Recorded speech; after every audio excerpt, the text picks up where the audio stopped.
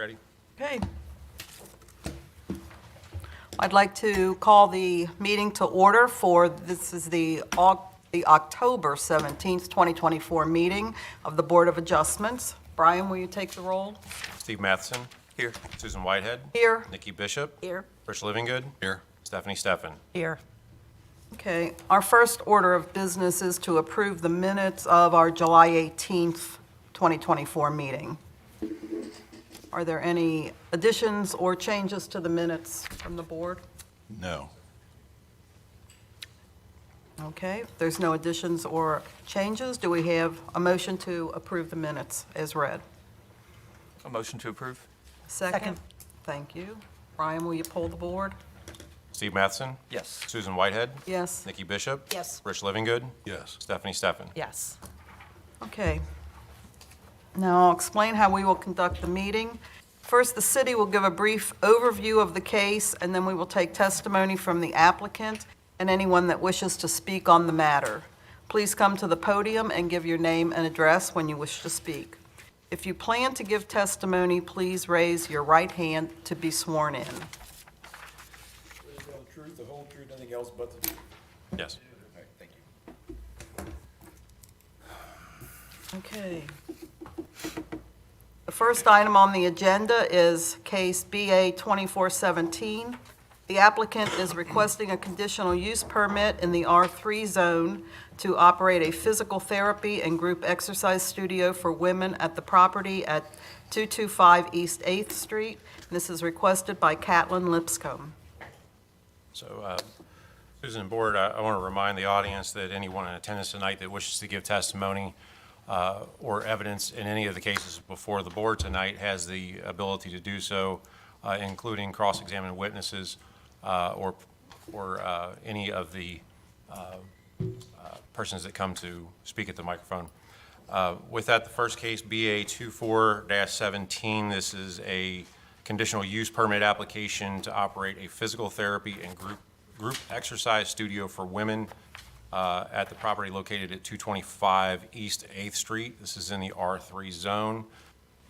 Those of you that were on the board at the time of the original project for this property, there was some tenant spaces inside the building that weren't involved in the original application. We'd advised the landlord at the time, or the property owner at the time, that they would have to come back depending on the subsequent tenants for the other spaces.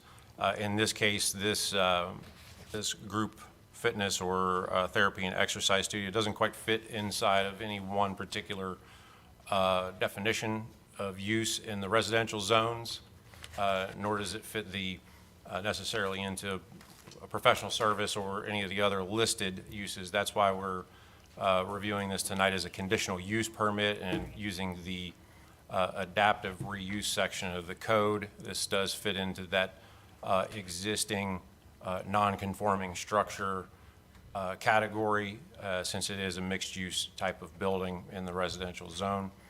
I gave all the particulars in your staff report, including recommended findings for both approval and disapproval. If you all have any questions for me, we'll let the applicant explain their project. Good afternoon. My name is Nick Gregg. I'm an attorney representing the applicant Flow Movement PLLC. I have Ms. Lipscomb in the audience with me. I can call her up if you all have any questions, but I'll just give a little overview of what this business is and why the application should be granted. As Mr. Steffen mentioned, this is a physical therapy and fitness business that is targeted primarily to pregnant women and women who have just given birth, but it is focused primarily on giving women of all kinds, shapes and sizes, the ability to have a place to go to work out in groups, to do special types of fitness and physical therapy things. It is meant to be something in the neighborhood that brings women together. And in preparation for this hearing, we looked over the city's 2020 comprehensive plan There are several comments in there about how both the city and the residents value diversity and are trying to bring more diversity and representation of otherwise underrepresented peoples into the city as it moves forward. And so we think that this business furthers that goal. And again, giving women in the Northern Kentucky area, bringing them into the city of Newport to engage in this business. And the address is in the R3 zone, but just a couple of blocks off of Monmouth. So, women come in, they do the workouts, and then they go and they get a bite to eat or a coffee or, something like that. So we think it's a really valuable addition to the neighborhood. We are not aware of any other types of businesses in Newport that are like this, specifically targeted to women. And as far as meeting the requirements of the ordinances, we do think it's necessary and desirable for the community for all the reasons that I said, and that Ms. Lipscomb reiterated in a narrative that she attached to the back of her application. I don't know if you all have that, but I have extra copies if anyone would like to see it. That goes into a little more detail about the business and the application. It will not be detrimental to the health, safety, or general welfare of the people of Newport. In fact, we think it furthers all of those things for the people of Newport.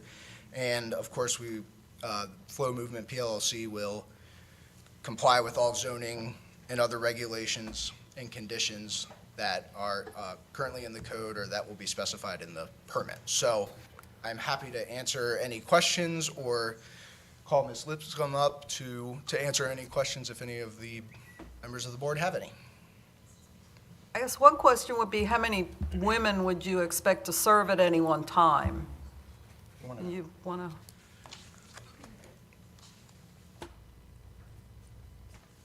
Hello, I'm Hello. Caitlin. My goal with this business is to get a lot of one-on-one attention, and it's not a huge space anyways. So if I were to have classes or workshops of any kind, I would like to cap them at 6 people, so it's very low number. We have an attached parking lot too, so I kept that into consideration, that we wouldn't be taking street parking. So that is my goal, to keep sizes small. for the That was business. part of the question, is the small sizes, because the street parking is limited, but there is a lot there. So the owner is allowing you lot space for your Yes. endeavor. Yes, and so I share the building with Joshua One. They're, they're in the same building, but the unit over. We share the parking lot, but I kind of operate at different hours, and they're very, 9 to 4. I often have people come in right at 8, or I'll have them coming at, after the 5 o'clock, so there's not really issues with, there shouldn't be issues with the parking lot. The parking lot butts up to O'Brien's, the restaurant and bar, but they are not supposed to have access to that parking lot. Right. So, and my goal is to at least have some policies written that if people were to sign up to come to something, that they know that they are required to park in the parking lot and not on the street. Okay. And just to clarify for myself, when you say physical therapist, is there physical therapy? Is there a physical therapist? Yeah, Or so you are a that's me. physical Yes, therapist? so I'm a licensed physical therapist in Northern Kentucky, or in the state of Kentucky. My business model is that I offer kind of 3 different types of services. So my most expensive service is one-on-one individual physical therapy, which is very skilled intervention that I'm using my license for. A step down from that would be individual fitness or exercise sessions. It's a little bit scaled down, and then from there would be the group classes, where it's not as individualized, less skill from there, but that is my background, yes. All right. Fine. I would just note, just for the record, that there have been other businesses in this space. I think the last one was a lab of some kind. It and- was built apparently built out for a lab. I don't think anybody moved, the lab did not move in. I took, how I found out about the space was, they were called Worldwide Logistics Associates, and they like distributed toys of some fashion, but they just used it as an office space.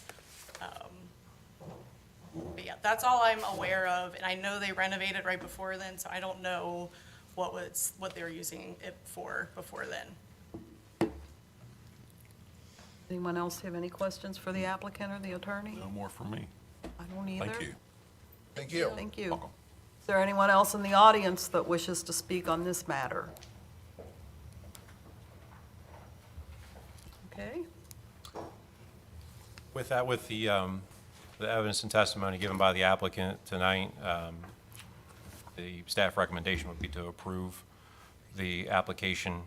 In your staff report, there is recommended findings that spells out some of which was been anticipated testimony given by the applicant, which they did, including the number of staff and clients and hours and et cetera. So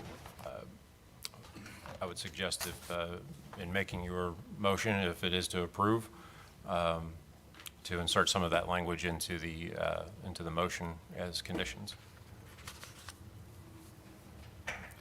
I agree. Does someone want to make a motion? I mean, is everybody, I make a motion for approval, case number BA 2417, to allow a conditional use permit to operate a physical therapy and group exercise studio at the property located at 225 East A Street, based on evidence and testimony presented at this hearing today. This motion to approve shall be subject to the following conditions. The number of clients and staff will not exceed the number stated in the testimony given by the applicant. The hours of operation will not exceed time stated in testimony given by the applicant. The applicant will obtain all necessary approvals from the city, including but not limited to obtaining a Newport occupational license and any necessary permits for signage and other alterations made to the building. And that the proposed building and use at the particular location is necessary or desirable to provide a service or facility which will contribute to the general well-being of the neighborhood of the community. And that such building and use will not, under the circumstances of the particular case, be detrimental to the health, safety, or general welfare of persons residing or working in the vicinity, or injurious to property or improvements in the vicinity, and that the proposed building and use will comply with all regulations and conditions specified in this ordinance for such building and use. do we have a second? I second the motion. Brian, will you pull the board? Steve Matheson? Yes. Susan Whitehead? Yes. Nikki Bishop? Yes. Rich Livingood? Yes. Stephanie Steffen? Yes. Thanks. Appreciate it.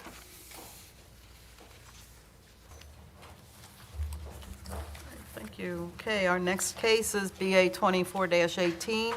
The applicant is requesting a change from one nonconforming use to another nonconforming use in the Central Business District Fringe to operate a special event and entertainment center for the property located at 120 West 3rd Street in Newport.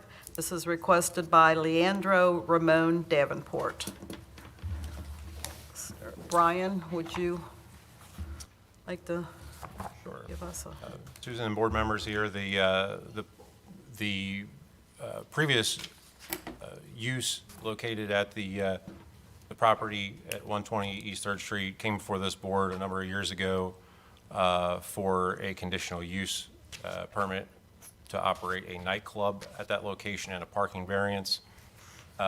Subsequently, sometime after that application and approval was granted by this board, the Planning and Zoning Commission and the Board of Commissioners approved a text amendment removing nightclubs from the CBDF zone, in which initially the application by Mr. Davenport indicated it was going to be a comedy club. And then we initially felt like that was not going to fit, that was going to be a change in non-conforming use.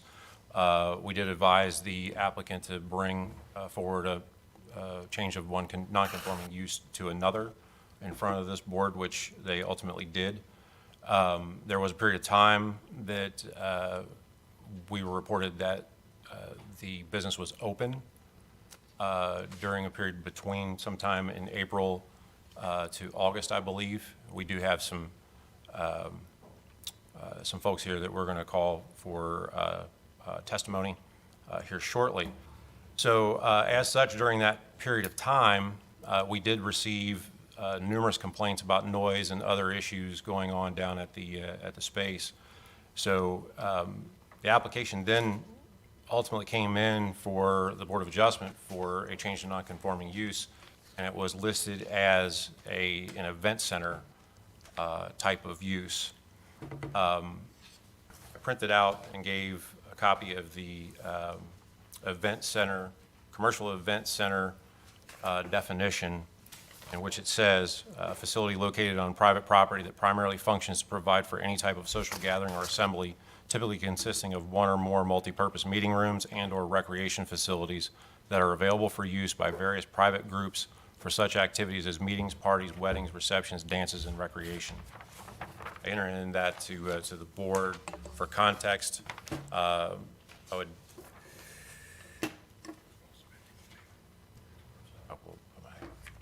We also, as part of this, we do have some, we're going to bring a couple of witnesses up and have, Mr. Hayden's going to bring up these folks and present some testimony as it relates to some of the complaints that we received at the building. Trying to put in context of what the eventual use would be and how it would operate, because we did get a snapshot of that while they were open. They ultimately closed, as I understand, because a transitional liquor license expired and they were unable to get that without approval from zoning, which is, again, why we're here tonight in part, along with the occupational license. In addition, before this hearing, we did have several emails sent into the city also expressing concern. I think Mr. Hayden also provided those to the board, which we have copies of that for the applicant as well. John, I want to turn it over to you for. I think Mr. Steffen said that well. There has been some complaints. We get into that, but first we'll let the applicant testimony. Move forward. Copy for the board. We did receive one complaint letter. I thought we had a second, but it was an older one that Captain Kunkel had received. Well, one thing, just to recap on this, is the zoning code reference that I gave in your staff report related to change of one non-conforming use to another. The test for tonight is that any non-conforming use may be changed to another non-conforming use, provided the new non-conforming use is in the same or more restrictive classification, i.e. providing in the opinion of the Board of Adjustment, the new non-conforming use will be more in conformance with the intent of the regulation of the zone affected than the old non-conforming use. So just keep that in mind when you review this case tonight. That is the lens in which you need to review this under. So with that, if the board has any questions, that's all I have. Okay. Would the applicant like to address the board or their representative? I don't know if this is. Hello, my name is Jonathan Cohen, and I'm a resident of Cincinnati, formerly a resident of Newport, Kentucky. I used to live at the end of 4th Street, and I loved it. I own the building, and I'll let Mr. Davenport in just a minute explain his business model to you and his vision for the business and his interest in the area. But I wanted to sort of frame some of these issues by providing some perspective, historical perspective, because I've lived and or done business in the neighborhood for 30 years. And I bought the building from David Hosea 24 years ago and renovated it to install my manufacturing company, which I moved from downtown Cincinnati into downtown Newport. And we ran that business very successfully for about 22 years until I sold it 2 years ago. The building is, and you know, is a wonderful place to do business for us. And we did business very quietly in the upstairs and the back third of the first floor, running manufacturing, warehousing our product, and headquartering our administration. We had about 50 employees. Probably 20 years ago, the downstairs space was leased, completely renovated, and turned into a restaurant and nightclub, which had a pretty long run under the brand name Arnie's. In fact, I bump into people who are much younger than me, and they talked about how they were proposed to, and it was sort of a neighborhood establishment, and it evolved over the years. At some point, Arnie's time went out, the business changed hands a couple of times, and then previous to Mr. Davenport's assuming a lease for the property, it was leased by a couple of gentlemen who were running a nightclub. During a particularly difficult period, I would say, in the history of our country and certainly in the neighborhood. And while they were able to do a pretty brisk business, I think there were challenges in terms of crowd control, and we all got to know one another pretty well at the same time that the city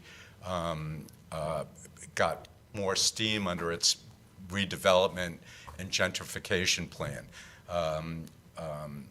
New residents, demographic, the restarting of some of the Ovation Project, and of course we had COVID and we had a lot of social issues.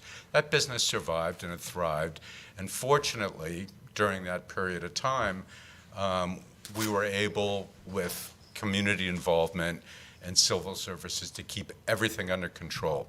Mr. Davenport is a gentleman who is a successful entrepreneur in Cincinnati. He owns a few businesses, including entertainment and restaurants.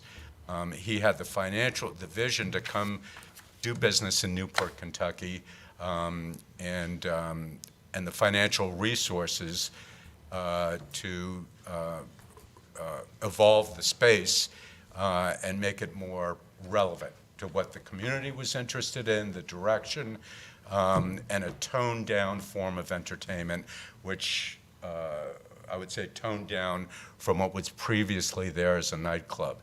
I think the initial application or business was coined as a nightclub because that's just a catch-all for businesses that operate during the evening and have a bar and entertainment.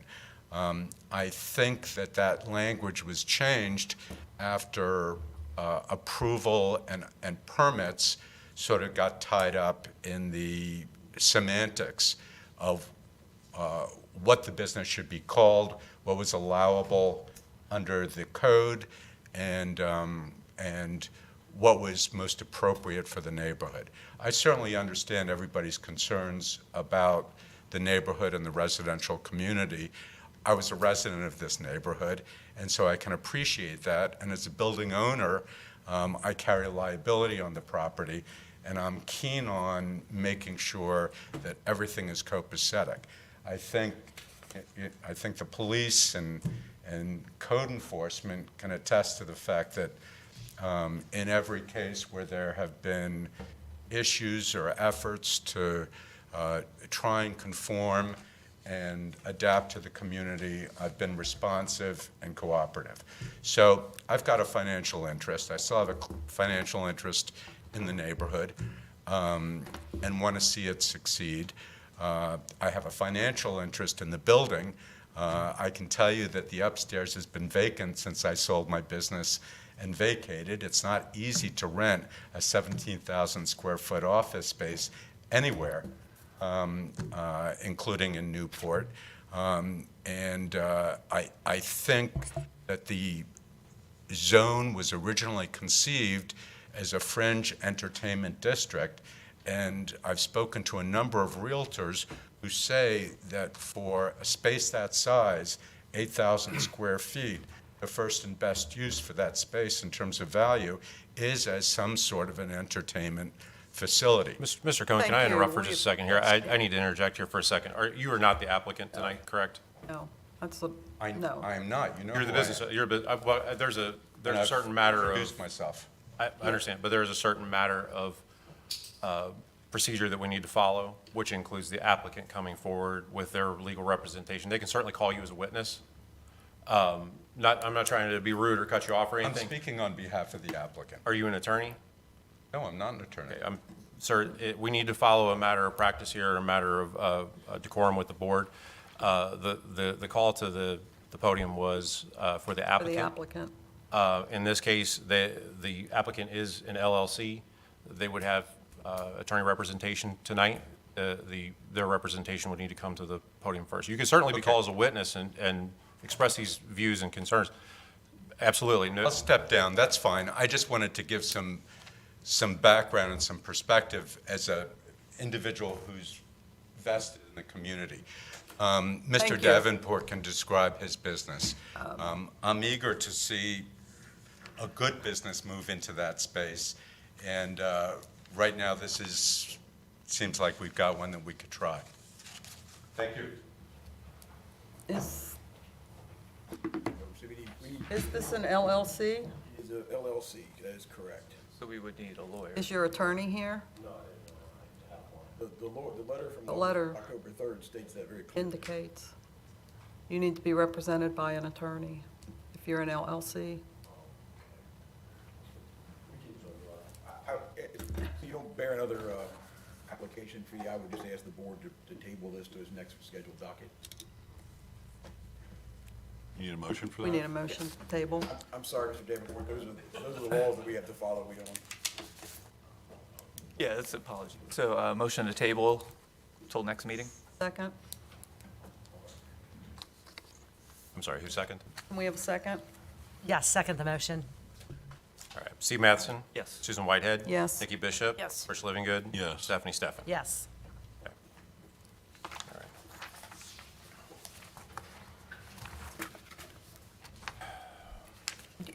You will be scheduled for the next scheduled meeting. I'm sure Tiffany will send letters out again. And the letter does indicate, sir, that if you are an LLC or a corporation, you do need to be represented by an attorney. It's a You matter of need legality. legal representation. Okay? Thank you. Thank you.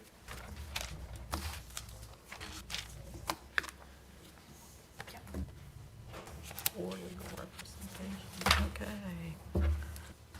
All right. All right, our next case is BA 24-19. The applicant is requesting a dimensional variance to review modifications to the permitted signage for the proposed Kroger Wine and Spirits store in the Central Business District Fringe for the property located at 15 West 6th Street in Newport. It's requested by Ann McBride of McBride, Dale, and Clarion. Brian, you want to? Sorry. Let some of the noise settle down here for a second. So Yep. we actually have, this case and the next are all related to the same project. However, Mm-hmm. it is two separate parcels, one of which is across the street. So ultimately, we will need to have two separate motions and votes on both cases here. However, for the matter of expediency, we'll discuss all of this in the same conversation here. I do want to caution the board, and we fully understand there's some concerns about some parts of the project and some public maybe inquiry into that. I would caution the board that that you all stay within the application tonight. Yes. Within reason, the best we can. I understand that there is those concerns. We certainly want anybody to come up and express their view on the project as they see necessary. However, before the board this evening is several variances for, dimensional variances for signage for both the liquor store on West 6th and the main Kroger building that they plan on renovating the existing, what most people know now as the Builder Surplus or Thriftway Winn-Dixie, depending on how long you've been around here. So in your staff report, I kind of detailed out the explanation of the requested variances and the classes of signage that's being requested. It is quite complicated because there are several signs, each of which have either letter height or square footage variance requests. There are, as indicated on the application, there are 2 elevations of the main building which would have signage be permitted, which would be on the York and Columbia Street sides of it. They are not intending to install signage on those locations. However, we can't necessarily apply those calculations to the entire sign package. It is going to be primarily on the fronts of the building, and there is some on the rear facing West 7th Street. Again, this is a renovation of the building for Kroger to put in a new marketplace project there with a fuel center at the corner of 6th and Columbia, with monument signage and Class 3 signage on both buildings. Also in your packet, you received renderings of the project. As you can see, this will be a full renovation of the exteriors of these buildings, full sign packages as well. So also in your staff report, recommend findings for both approval and denial based on evidence and testimony. If the board has any questions for me, that's all I have right now. Reiterate what Brian said, everybody that testifies in this meeting does have the right to cross-examine and to be cross-examined yourself. And again, I would echo what Brian said, that there are members of the community that have some strong feelings about the project.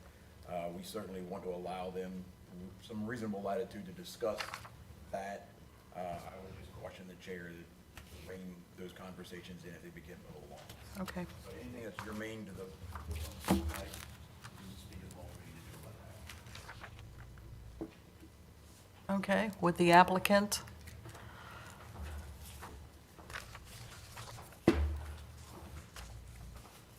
So, thank you, Madam Chair, members of the board. My name is Cliff Ashburner. I'm with the law firm of Dinsmore and Scholl. My office address down in Louisville is 101 South Fifth Street, Louisville 40202.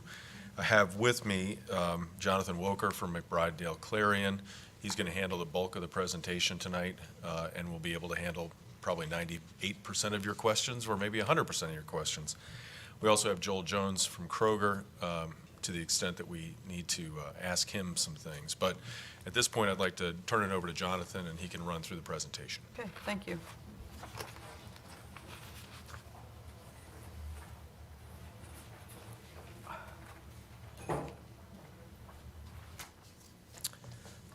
Good evening, my name is Jonathan Woker. I'm a planner with McBride Dale Clarion. My address is 5721 Dragon Way, Suite 300, Cincinnati, Ohio 45227. I am here substituting for Ann McBride, who was the applicant, so I'll do my best as her substitute. Staff has already given you a summary of the 2 applications that we have, and I'd just like to go through those, and if it's acceptable to the board, handle both concurrently, and then we can separate them as needed if you have questions. So we're asking for 2 variances for the property. The first would be for the wine and spirit store that will be located on the north side of 6th Street. Kroger has a lease for approximately 7,500 square feet of that building.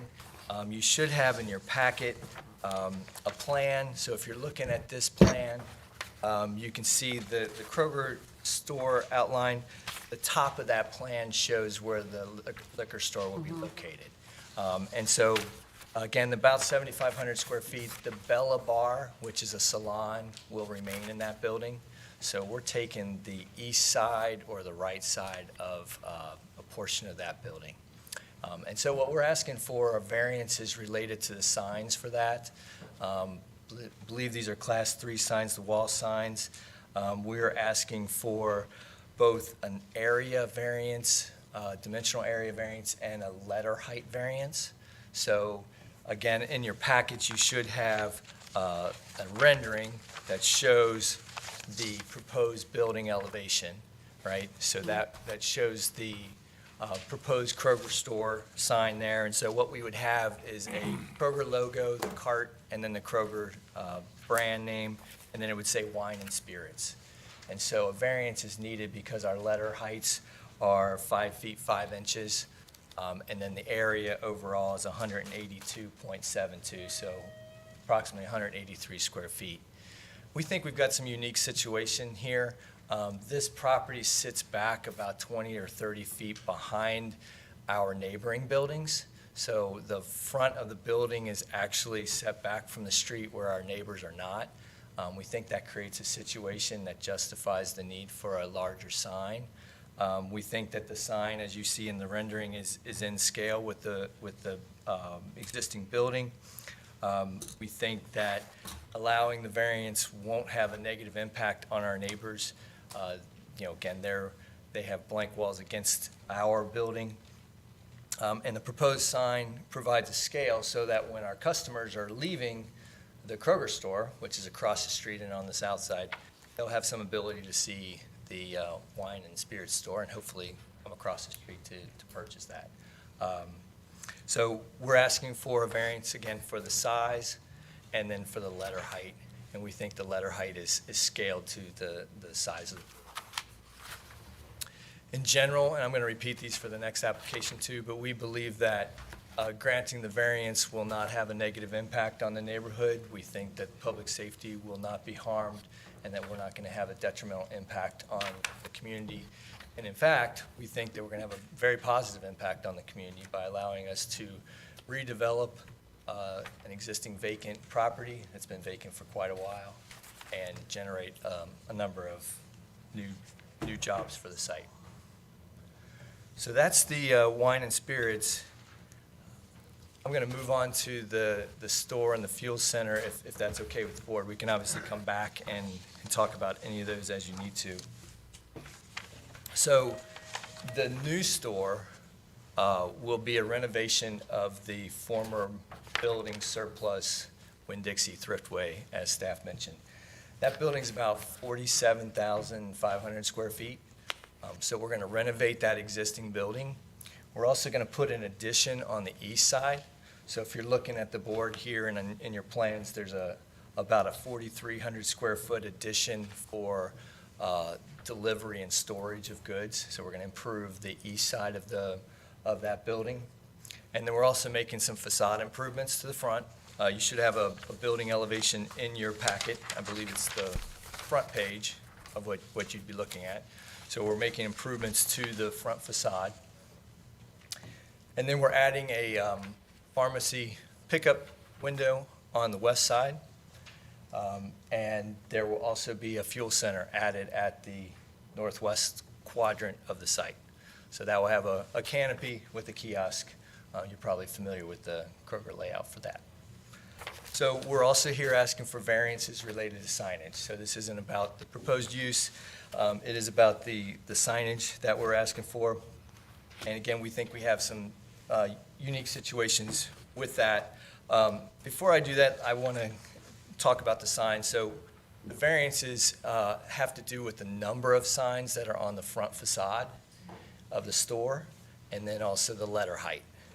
So as staff pointed out, and I think it's in his report as well, we're not putting signages on all four sides of the building, but we are putting most of the signage on the front. There will be a sign on the rear, so the south side of the building, that will say Kroger and with the logo. And so we've indicated the sign areas in all of the packages. The area is not really in question. It has to do with the number, as I understand it. And so we're asking for approval to have the Kroger plus the logo. And again, that's going to be over the main entrance, and you can see that in your building elevation. And then we're asking for 3 other signs on the front. And those really have to do with the combination of identifying our tenant, which would be Starbucks. So we're, multi-tenant building here, so we're going to have Starbucks identification. And then also, we're providing directional location of where the pharmacy drive-through and then the pickup will be. So those 2 signs are located on the west side of the front elevation. And so again, the design, the scheme that Kroger has, and this has been successful, is to identify by location of signage where that activity happens. So if you were to pick up, you can do your Kroger order and pick up the goods, to come to the west side of the store instead of coming to the east side of the store. So those are the 4 signs that we're proposing on the front. And then again, we've got a sign on the rear of the store. So, in total, there's 5 on the building. 2 of the sides, the east and the west, will not have any signage at all. And the area, we comply with what's allowed for the building. We're less than that. I mentioned before that we're asking for a letter height variance. So again, the Kroger, and when we've got all those plans, when you go from the top of the K, if it's got kind of a swoop in it, and then the bottom of the G, that's also got a swoop in it. When you measure from the top to the bottom, we exceed the 3 foot that's allowed. So we're asking for approval for that increase in letter height. So those are the variances that we're requesting for the store. Again, I think the combination of multiple tenants, the need to identify the locations of these particular uses justify the variance. Also, we're about 285 feet from the front of the 6th Street. So not all of Newport has a lot designed like this where you've got a large frontage. We think that justifies the letter height and the need to scale it to the building and to be visible from the street. The new facade improvement, we'll actually have a 40-foot building. So when you put up the new facade, it's pretty substantial. So that's the store. Let me talk a little bit about the fuel center.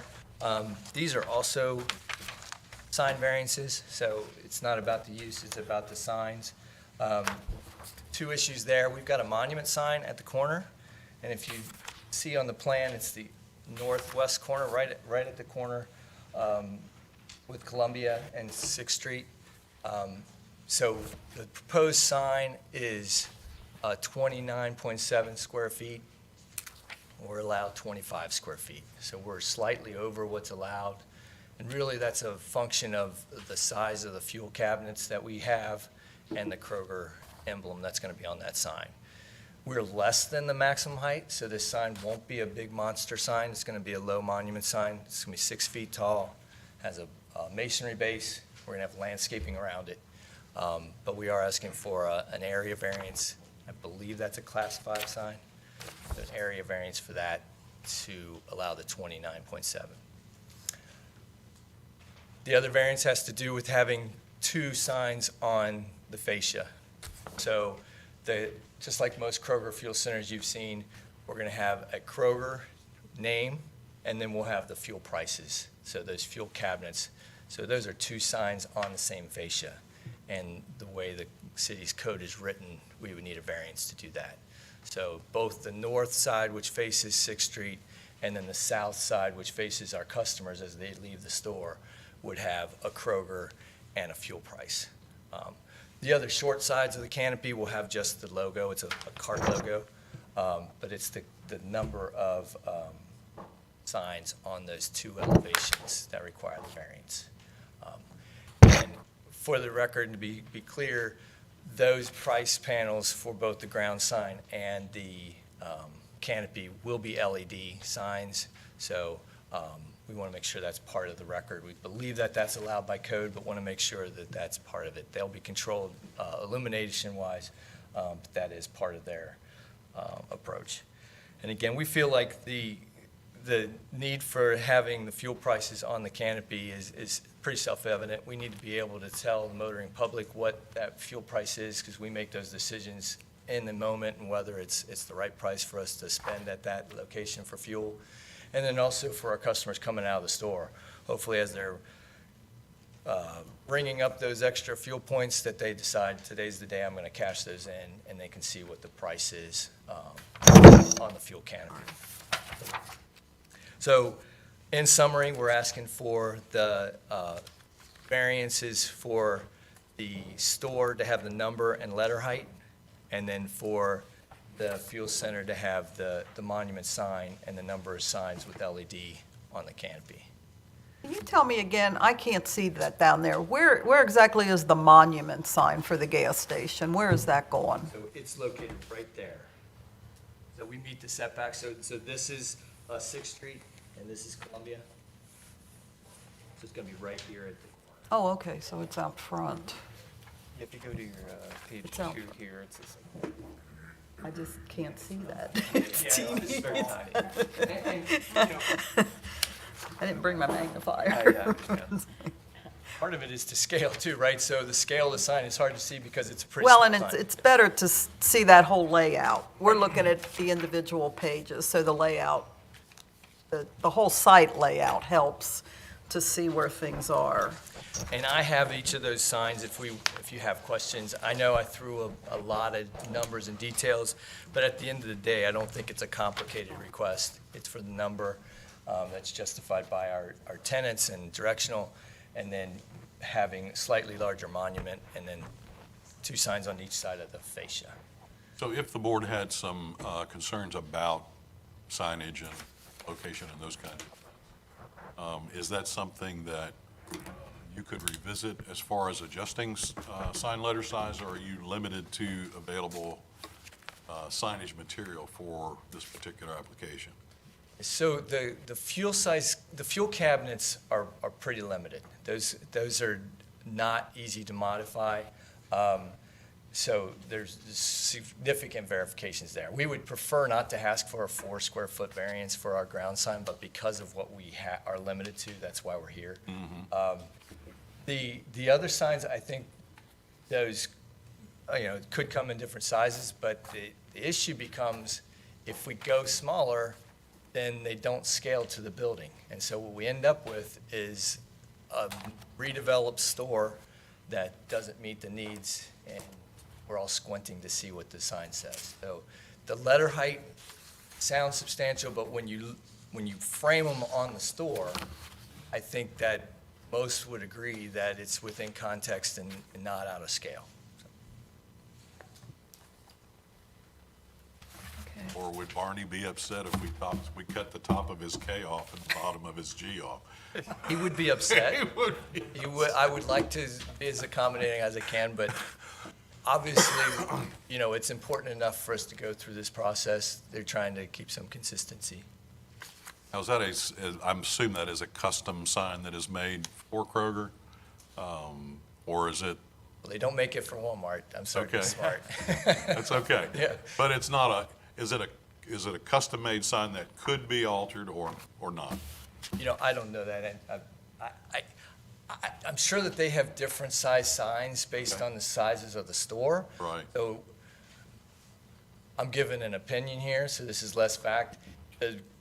My guess is that the Marketplace store in Newport has a larger sign because it's on a bigger building. Right. Right? And so what we've done is scale this sign to the facade that we have. So it didn't just come out and say, this is what it's going to be. They scale it to the size of the buildings that they're Gotcha. proposing.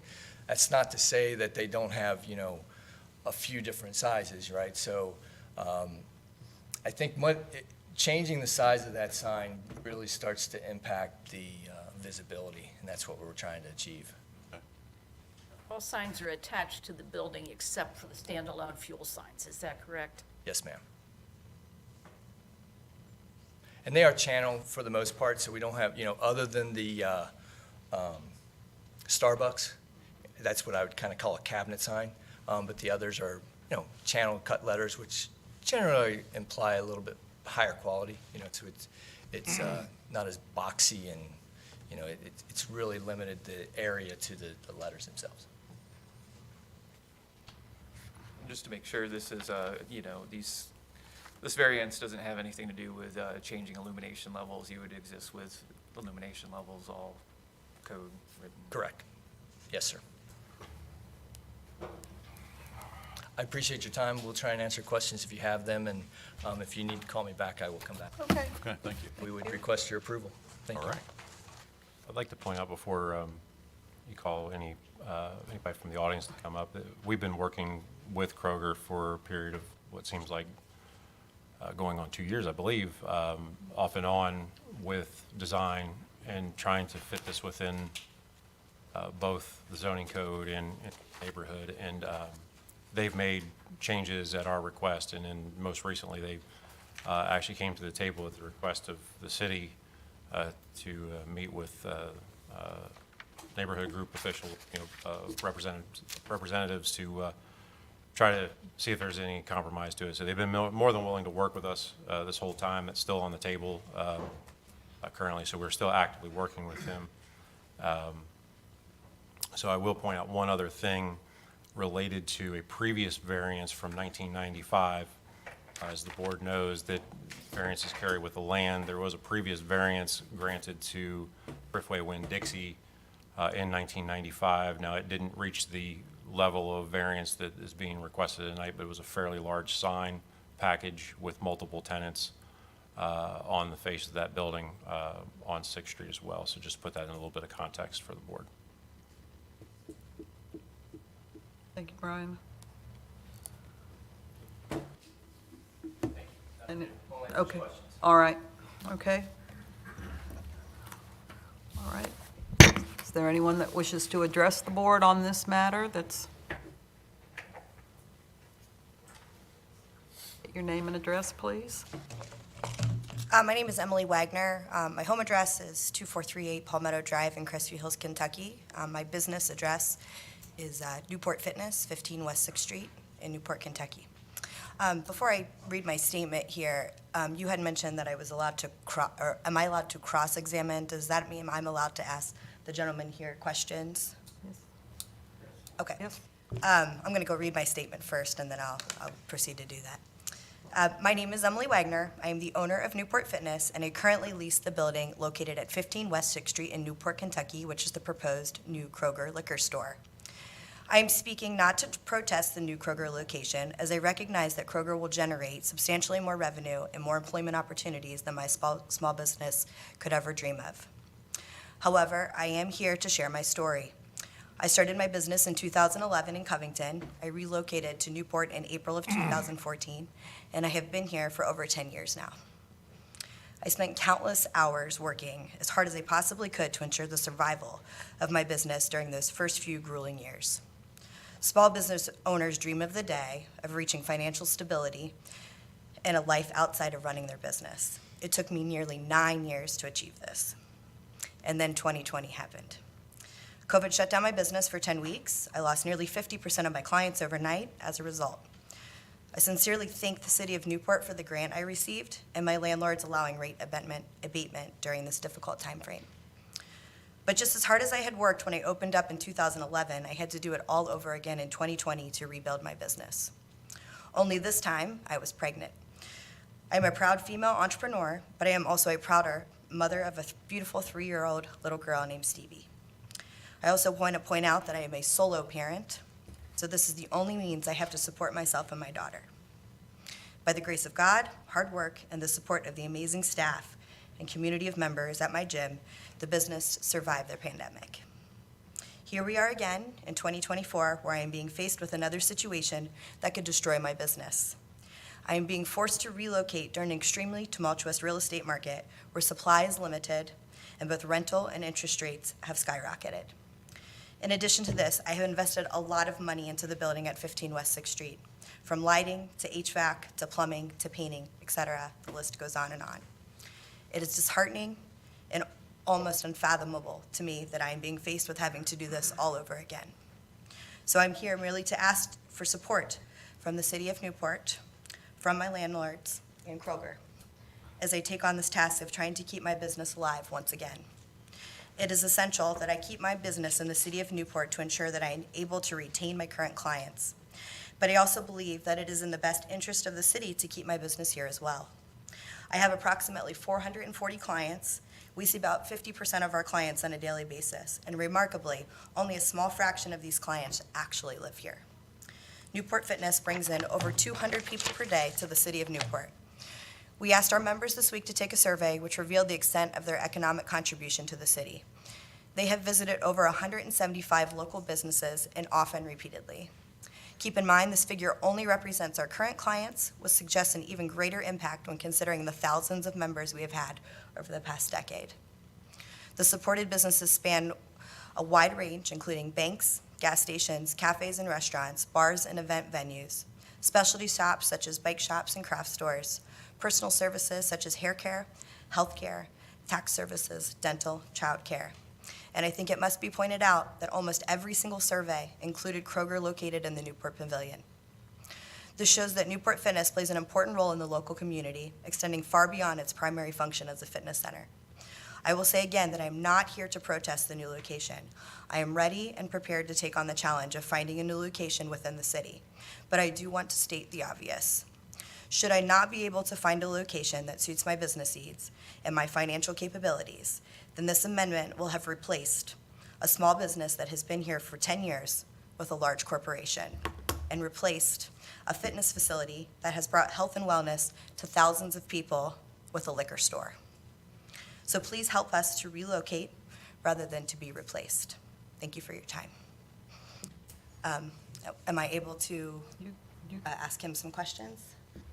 Sorry, what was your name again, sir? My name is Jonathan Wilker. Jonathan Wilker. Okay, great. Brian, I guess I am going to ask, does this need to be pertaining the actual, I mean, she made a statement that You- was outside of it, but I think right? the questions relate to the variance. The questions absolutely do, because there's some statements here that he made that I believe are false. So, you said, you started off your statement with saying Kroger has a lease. My lease is until October of 2027. When does your lease start? Do you want me to answer these as questions, maybe, or just read? And I'm asking this because my landlord has provided me no information. We found out about the city through people, not through our landlord. I don't know the terms of the lease, so if these are. I don't think, I don't know the terms of the lease. I'm here to get answers. I understand, but your landlord, I guess this is a question for your I was hoping he landlord. would be here, but he has chosen not to show up. I will address something else specifically regarding to the actual signage and comments he made. He said that he believes that, he believes that it'll have a positive effect, and he mentioned Bella Bar Hair Salon, which is owned by my sister. The building itself actually houses 4 businesses: Active Physical Therapy, My Gym, Bella Bar Hair Salon, and Empire, which is a personal training business. Bella Bar Hair Salon does not think a liquor store next to a high-end hair salon is positive. I can state that for my sister. She was unable to be here. Also on the drawing that they provided, what's that? Ask the question. Okay, so I just wanted to make that statement. On the drawing that you provided, it shows 9 parking spaces. Will any of those parking spaces be provided to Bella Bar Hair Salon? I don't know that. Okay, and then you also made the statement that the building was vacant, and I've clearly stated that it's not. So the building across the street has been vacant for about a year, but my building is not. It's fully occupied. So I just want to make those statements. Thank you. Thank you. Yeah. Thank you. Let me just answer one thing, and this is pertaining to your landlord, and I want to make sure that we're all on the same page. I have been talking to your landlord for quite some time, and they have, and their representative, not necessarily just the property owner, but their representatives, Mr. Lang has brought up several times that they are working with you to try to find another place. We're hoping in Newport, because that's, we obviously want to keep you here. I know you got a lot of clients, including employees of ours, that go to your gym. So there's one point that make sure that you know that we are in active discussion with the landlord. I wish I would be involved with those. Well, and up to this day, I've never met you. So, they've expressed those views that they are trying to find another location for you. Even, it sounded like so much as trying to find a building to purchase to put you in at some point. So, I just want to make sure you know that we are working with them. I'd be happy to talk with you as well and make sure that we're all kind of talking on the same page. So be happy to get with you after this meeting and connect that, okay? And that's fine, and that's why I'm here, to ask for the support from Kroger, from my landlord, and from the city. Sure. Because I do feel like we've been really, there hasn't been any transparency, and I was kind of blindsided by this meeting. So absolutely, and totally understandable from, it's obviously your business and it's very close to you, it's emotional. I could totally understand from your point of view.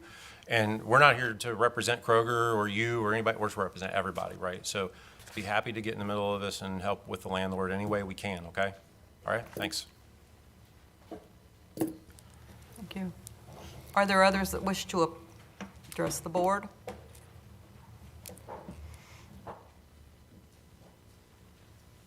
Hello, my name is Ed Davis. I live at 839 York Street in Newport, just probably 2 or 3 blocks away from the proposed Kroger business. The applicant is asking for a variance for signs for a fuel station or gasoline service center, either way you want to word it. If this board passes this signage variation, does that indicate that the fuel station is allowed to be located at the proposed 6 and Columbia site? The application is for the sign specifically. The fuel center is not in front of them for review tonight. I understand that, and I guess another question is, will that come at some point before a zoning board rather than the Board of Adjustment? No. Okay, our zoning, if I'm just addressing the board now, if you okay the zoning for the fuel center, the fuel center is, we all have access to the zoning board, the zoning code. The fuel center is not allowed in a central And I'm going to business stop, I need to stop, because that's not germane to the actual variance that's in front of the board tonight. And I understand, totally, because we've talked about this. I mean, Yeah. this is not anything, this is Yeah. no animosity here at all. I understand that. But I need to preserve the case tonight. So, Okay. and the point of that is, if someone brought a separate case in front of this board and you gave testimony about that case, I don't want to prejudice the board or anybody else here in the audience tonight. The matter is related to the signage and the variances specifically. It's not talking about whether or not the fuel center is permitted use or not. This is just, we got to keep germane to the actual signage. And there are avenues that we can talk about to pursue Okay. those things. Okay. So, I just want to make sure that the board was aware that there may be a little problem with the fuel center. Thank you. Thanks, Ed. Thank you. Just to confirm, this is a CBDF zone? CBF, yes. It was not just, Not this came up at residential. one point in time. There was a recent zone change, but that zone change did not extend across the street, across York Street to this parcel. It stayed on the east section of it, so this is still CBDF. Okay, just want to confirm. Thank you. Anyone else? Jason, my name is Jason Cram, live at 67 Linden Avenue in Newport. I'm going to ask the question then.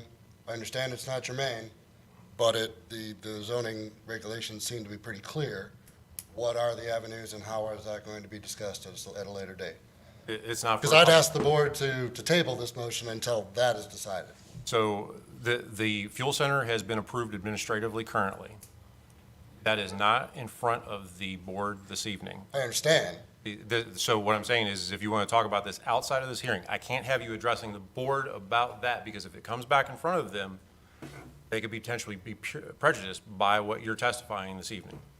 So unless it's specific to the signage, the signage itself. I understand, but I believe most of the people here are in here regards to this because it's been the only opportunity that the public has had to discuss and talk about this with regards to zoning. The statute gives provisions on how someone would seek a challenge of that if they so choose, and that's anyone's right to do so as a resident or as an interested party. And Jason, the reason why Brian's being very stern about this particular part is if there's a challenge and it comes back in front of this group here, so that's in fairness to everybody as far as. I understand that. I get that. No, don't get me wrong. I'm just trying to understand because were it not for this coming to the board, the general public would not know about this violation of the zoning regulations. That's what I'm concerned about.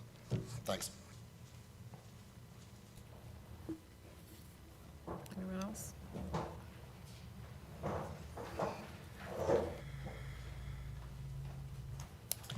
Hi, everyone. My name is Josh Tunning. I live at 212 West 8th Street. Also an active and proud member of the West Side Citizens Coalition, the neighborhood association of West Newport. Thanks for your time tonight, and thank you for Kroger for being here and this potential investment in our neighborhood. It truly could be historic.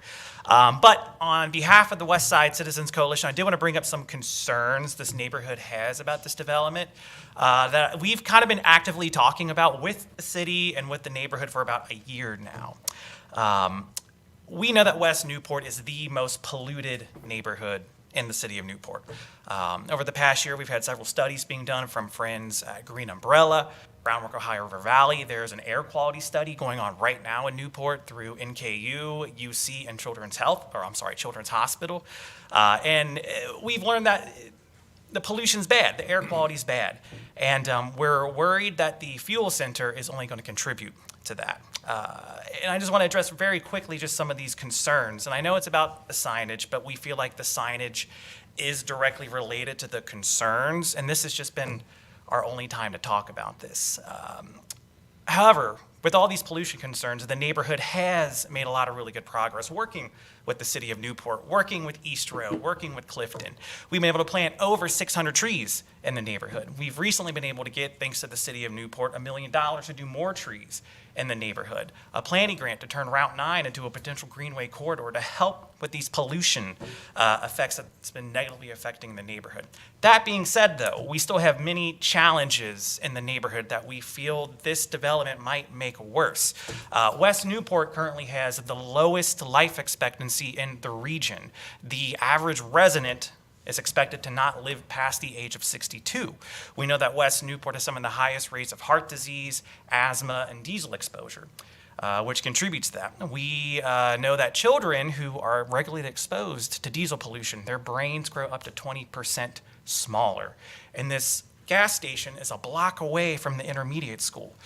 We're really concerned about this because we made a lot of progress in the neighborhood, and we feel like a portion, not all, we're excited for Kroger, but a portion of this development really sets us back.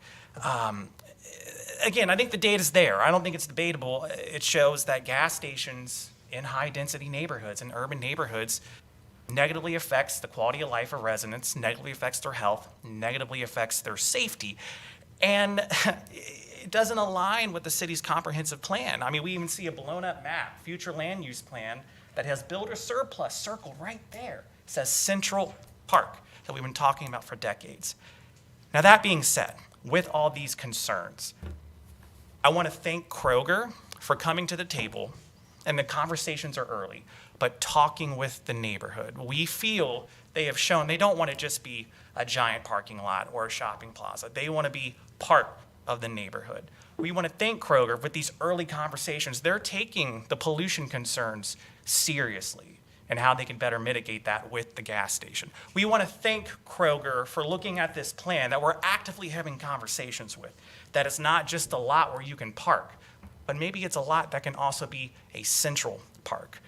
So that being said, I'm not here to ask you to vote no, but I want to ask you to help us ensure that this is the best possible plan we can do for the community, and to help Kroger ensure this is the best possible plan we can do for the community. So thank you all tonight. And again, I want to thank Kroger. You've all been great so far. We appreciate the investment in the community, and very much looking forward to continue working with you to make this a great investment for the neighborhood. So with that, thank you. Thank you, Josh. Appreciate the comments. We will deal with the signage in this meeting.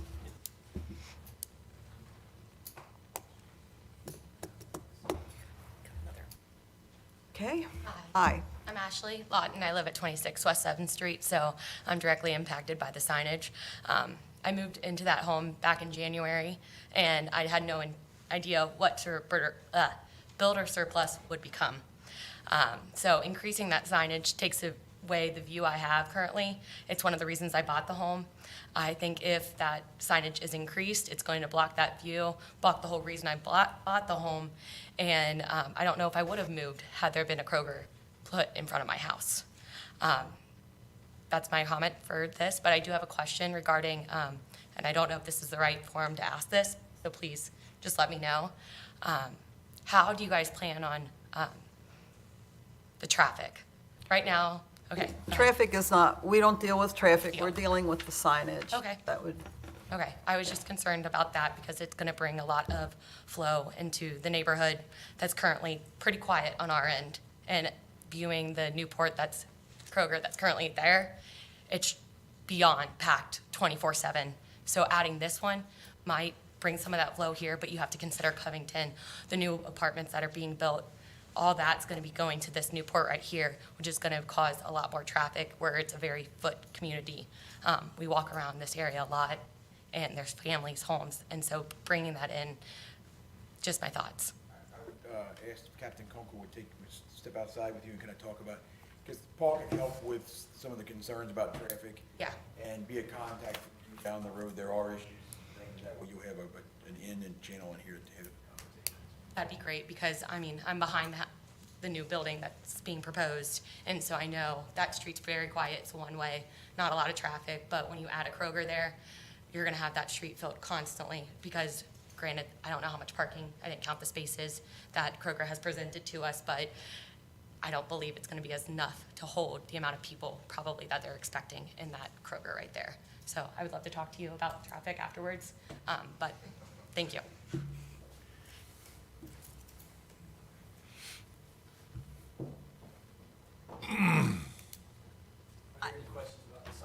no. It doesn't appear to be. Okay.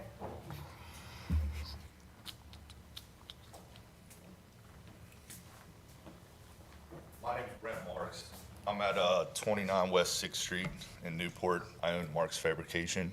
So I'm right in the middle of all this. Alls I ask, I'm a small business owner like Emily. Alls I ask, if I wanted to put a liquor store or a gas station where my lot is, would you guys allow it?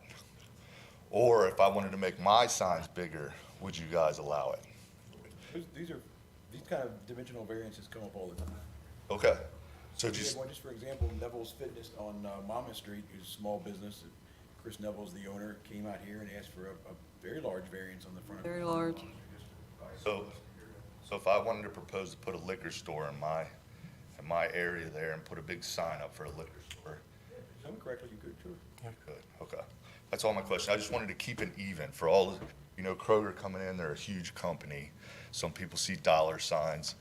I think Newport, all the small businesses is what makes this the great down here, so just keep that in mind. That's all. Well, we appreciate you. We appreciate your business being there. And I think it would be great, to sit down and talk about this, about how good it is to see this piece of property developed. But again, our focus tonight is just if you have a problem with the signage, Right. if it's a wrong I just color want to keep it for on you. the even keel. If I want to put a big sign up, I want to be able to if Yeah, Kroger can. Do you I got you. understand? Yeah, but you can. Okay. Yeah. Put in an application, like, Okay. Literally, the purpose of the Board of Adjustments is for these kind of issues. Okay. You could put in an application, and Yeah. I didn't mean to interrupt, but go ahead. no, that's, Look, I'm just waiting on somebody to say something about the red and the green lights, but nobody said anything about that yet. But it's, but I mean, this isn't we're not here approving zoning or anything of that nature. I know, but like This the is- other gentleman said, we haven't had any discussion. I guess it hasn't came up. But that would be a different board. that's not us. Okay. That is not us, essentially. Okay. And that's Not part us. of why there's a division here right Okay. now. Well, that's a hard division between Okay. us and, we are specifically here to consider the sign-in and Okay. nothing more. Okay. Just keep it even. That's We all I'm appreciate saying. it. That's all I'm Thank saying. you. Yes, thank you. Appreciate your business.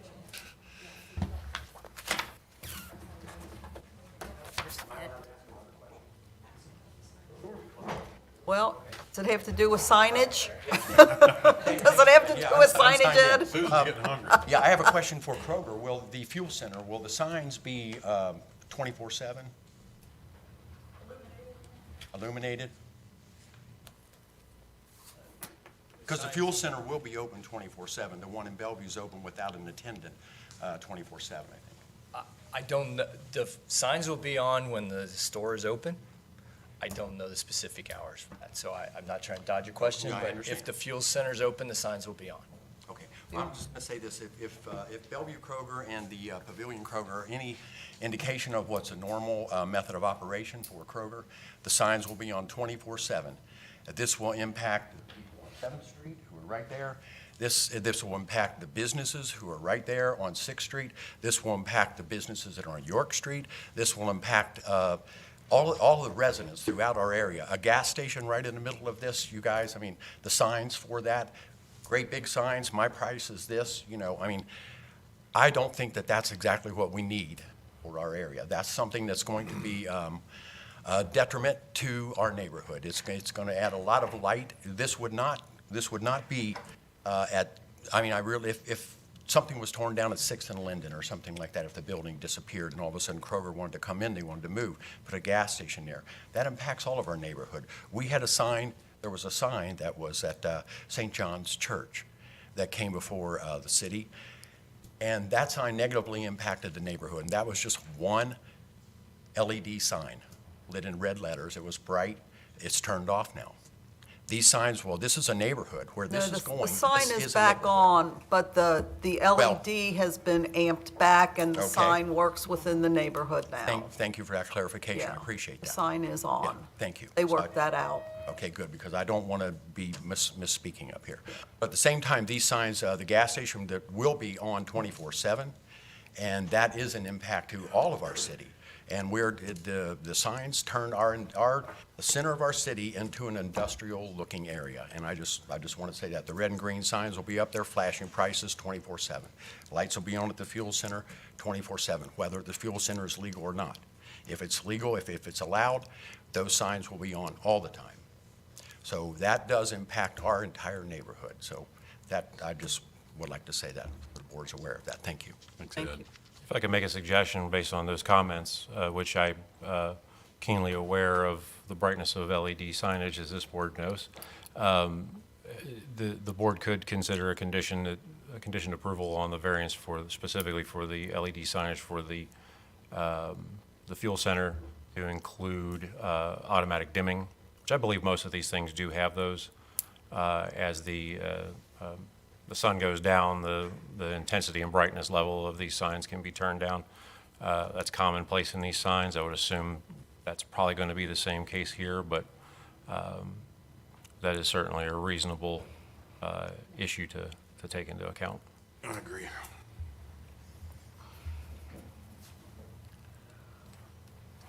Good evening, Jonathan Woker again. Thank you for your time.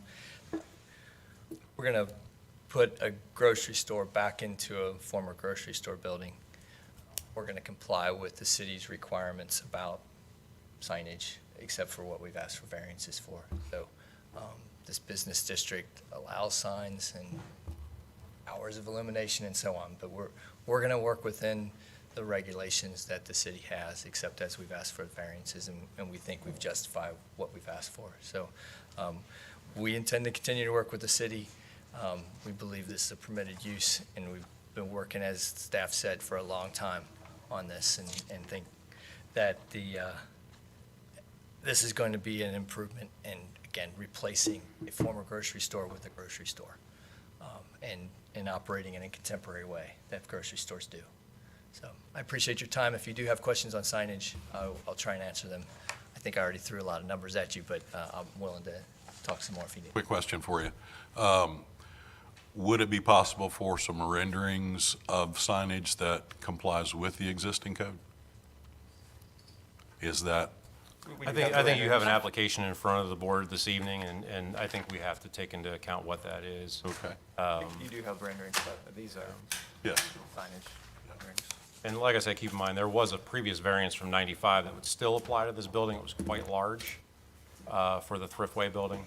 So, but in these cases, you have an application in front of you. We have to address that particular application.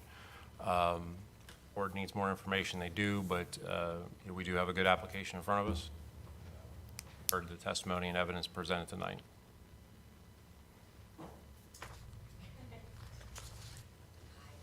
Ashley Lawton, 26 West 7th Street. just looking at the sign and talking about it more and talking about the dimming that you mentioned of the lights, there is a Kroger sign on the back of the building that would be directly facing me. And if it is just a dim, I'm still going to be hit with those lights consistently. I have windows, I could put up blinds, but still, if it's as bright as people are saying, even with dimming, I don't know what that's going to look like in me shining directly into my window. Constantly every night where I have a guest bedroom, people sleep in there. So just take that into consideration when you're looking at the signage and saying yes or no to this, that this is impacting the light in my window. Somebody else is next to me. There's businesses behind me, but I'm living there day to day. And also too with I won't get into that, but with the building of the signage, that constant noise and everything is going to be consistent with the properties around. And I work home from home day to day. So it's just something that's going to be in my view consistently, lights. It's not something I want to have to deal with moving forward. Ma'am, can I ask you a quick question? Yeah, absolutely. So maybe a point of clarification on this. So which property, you said you live on West 7th Street? Yeah. So Which, I'm just trying to make sure, I am the White House right here, and then there's somebody. so this is where you're at right here? Yes. So I just want to point out where this sign is actually located or going to be located on the building. Lights, which is on the the end. 6th and It's all the way down here. Right. If you look at this is the rear elevation of it, so it's all the way at the far corner towards York Street on the rendering.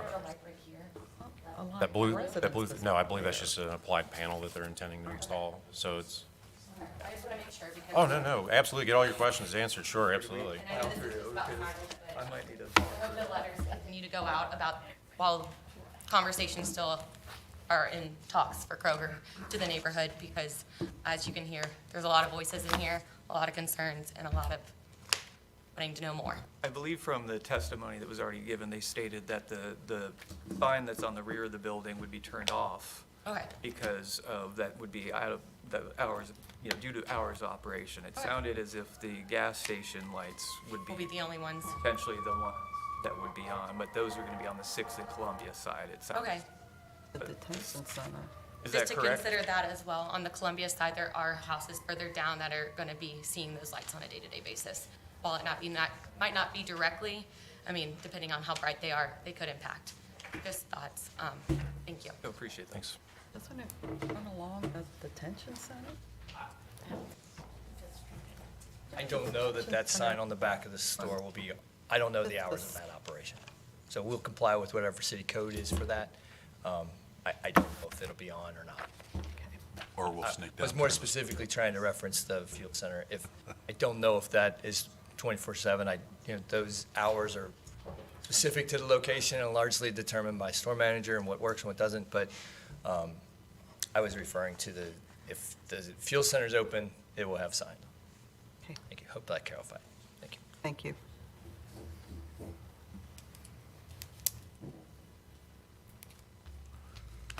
Okay. Well, where do we go from here? Concerns? Anybody have any questions? Susan, if, I would suggest that if we're finished with the public input portion of this, that we close the public hearing for deliberations. Okay. All right. We will close the public hearing and the board will make their deliberations. Yes, they will.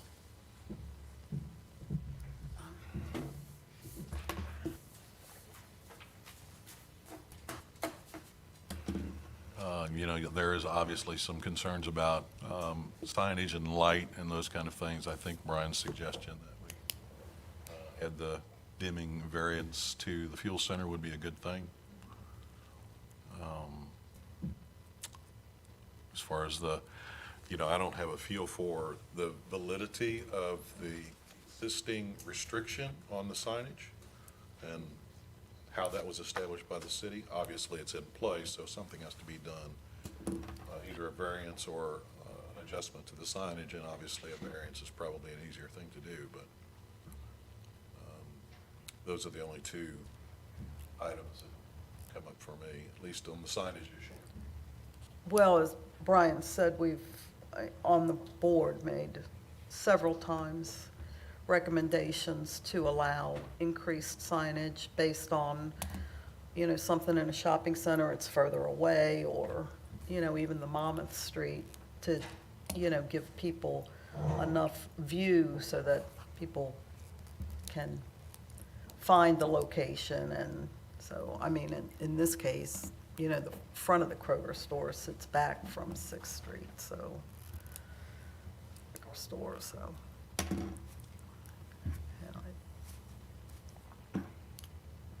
know, it's not a completely unusual event that the board does hear these types of cases and, you know, review them and see if there's a valid reason to, you know, allow for a difference in the signage. And again, are we considering both of these cases together, Brian, 19 and 20? These are separate cases. They need two separate motions, two separate votes on. Due to the cases, these are two different properties that are across the street. Yep. Gotcha. Well, I've got all my questions. If we're just here dealing with signage issues and we've set precedents by approving Yeah. those in the past, then I don't have any further issues as far as signage is concerned.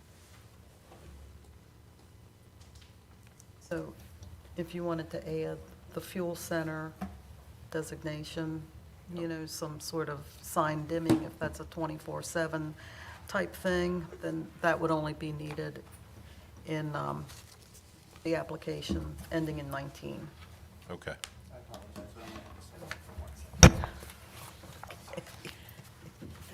Kroger sign, we're talking the south end of the building. Is it the back of the building that she's talking about? She's talking about the building.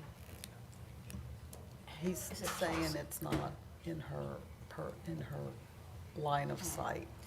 And I'm thinking if need be, since it's the back of the building, any worst case scenario, maybe not lighted, but a sign, if, you know. Or dimming, it's on Yes. that building too. So dimming on, Night No. hours, that's the idea. Yeah, that red and green. It's pretty. I guess I do, no, we close. Can I ask a question Of course.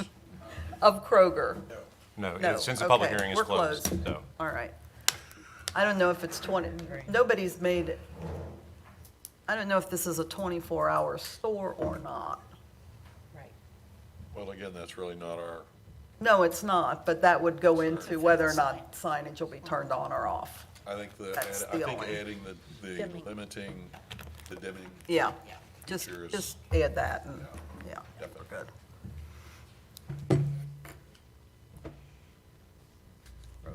Bellevue's not. No, it used to be, but it's not now.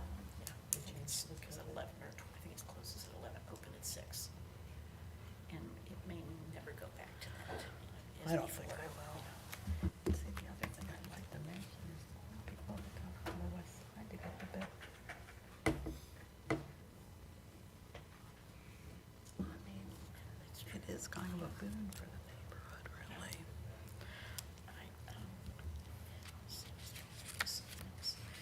As far as the sign on the front, it's in the. That would.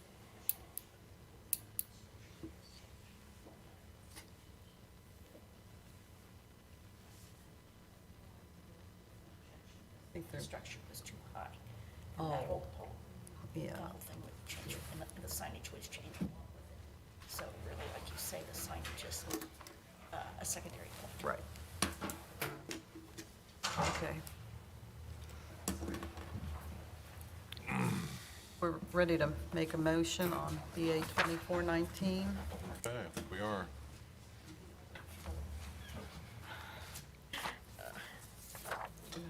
Motion to approve case number BA 24-19 for a 2-foot 5-inch letter height and 111 square foot dimensional variance to allow 183 square foot, 5-foot 5-inch tall Class 3 sign per the submitted plans. Further, that conditions exist that, one, granting of the variance will be in harmony with the general purpose and intent of this ordinance, as well as the adopted comprehensive plan for the city of Newport. It will not be injurious to the neighborhood or otherwise detrimental to the public welfare. It will not adversely affect the public health, safety, or welfare, and it will not alter the essential character of the general vicinity. It will not cause a hazard or nuisance to the public. It will not allow an unreasonable circumvention of the requirements of the zoning regulations, and that we also add the provision for automatic dimming for the fuel center lighting as well. Motion made. Do we have a second? I'll second it. Brian, will you poll the board? Steve Matheson? Yes. Susan Whitehead? Yes. Nikki Bishop? Yes. Rich Livingood? Yes. Stephanie Steffen? Yes. Okay. BA 2420. Want to make a motion? Any other discussion on that?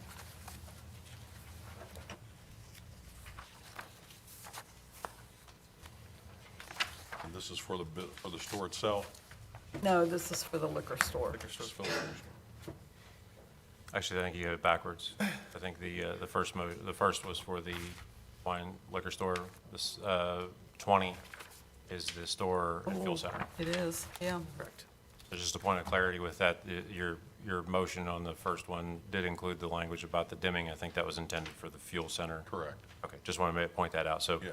I would insert that in specifically to the fuel center if you're intending to make that motion for 20. Okay. And for 20, we do. Motion to approve case number BA 2420 for letter height and dimension variance to allow various proposed signage in excess of the prescriptive zoning code per the submitted plans. Further, that conditions exist that, one, the granting of the variance be in harmony with the general purpose and intent of the ordinance, as well as the adopted comprehensive plan for the city of Newport.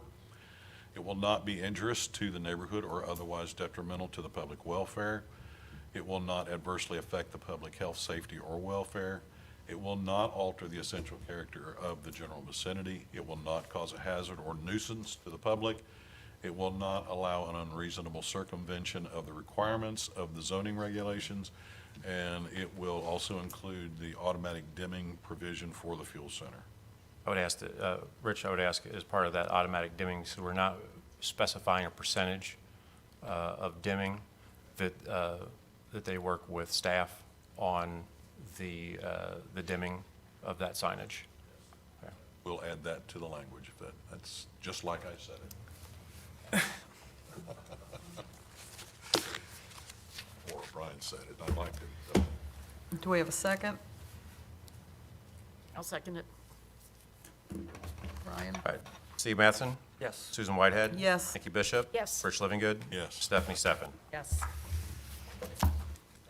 All right. Anything else this evening? No, sir. Board? Motion to adjourn? I second the motion. Third motion.